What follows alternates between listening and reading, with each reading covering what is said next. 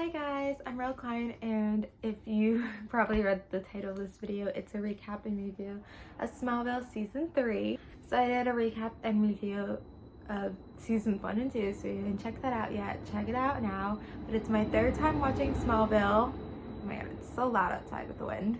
It's my third time watching Smallville, and I decided to do a recap and review of every season as I watch it. So something about the season is it felt less intense than Season 2. Like, now there's not really like a love triangle. Like, you know, Season 2 ended with kind of him and Lana getting together, but then he went to Metropolis and he had the red ring or whatever you want to call it. So this season it was just kind of annoying because then he like didn't want to be with Lana because he was just like, I'm still keeping secrets from her, but then he kind of sometimes went back and forth, and she kind of sometimes went back and forth, and so that was just annoying that they weren't like with each other. So they did introduce Ian Somerhalder's character. I think his name was Adam or something, and I always forget he's in the show, and he's like not in just like one or two episodes, like he's in a few different episodes. And I think that was something that they just like, you know, in a way he did connect to Lex and Lionel's storyline, but he also was brought in, I kind of think, in a way to like give Lana something. Yeah, again, like they know he's keeping secrets, Clark, and it's like I feel like no episodes are like that memorable. I always really remember the one episode I do remember is the one where like Lana calls him and it's like in the future, that episode.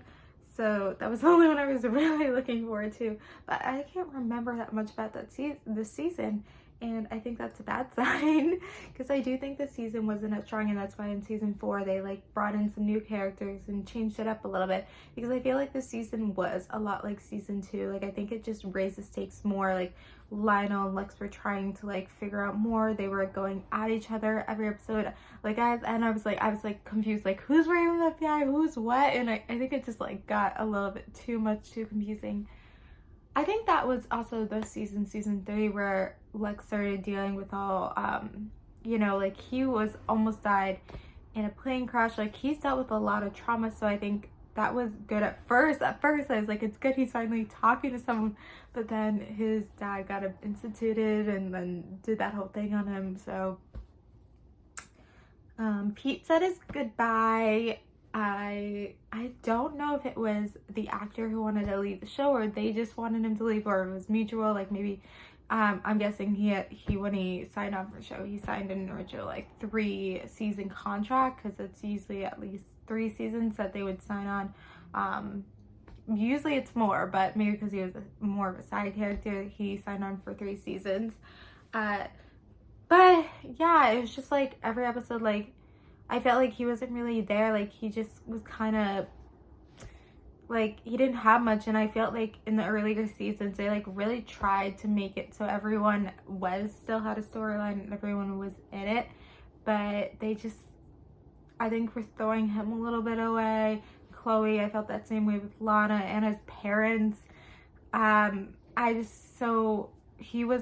They just really didn't care that much, and I think that's why in the end he left. Yeah, Chloe went through a lot too, and it's like, I feel like, I know I said this last video, but I feel like they're always in the hospital, they're always talking to police, like it's a little bit too much.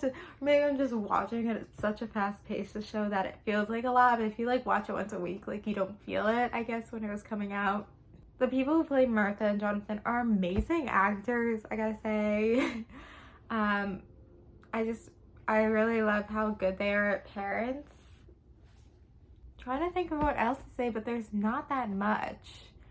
I mean, you can see it a little bit that throughout the season, like Lex and Clark's friendship is not going as well, but it's not like too bad. And then in the end, you know, Lionel has Clark see that room where Lex is still investigating him, and well, I'll get back to that in a second. But it's interesting that both Lionel and Lex like know something's up with Clark, and Lionel has this whole belief with Clark.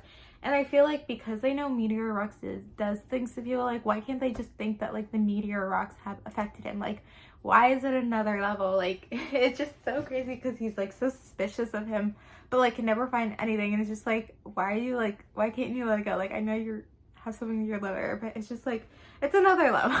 But yeah, getting back to Lex and Clark, finally at the end of season 3, Clark is saying to Lex, like, we're no longer friends. Like, he finally admitted, and I think they wanted to end it completely in season 3. That's things I don't remember if they ever, like, get that friendship back, because obviously, you know, in season 5 and season 6 it gets really bad. But I don't know if they ever, but I think the writers just wanted to be, like, at the end of season 3, like, really bad relationship.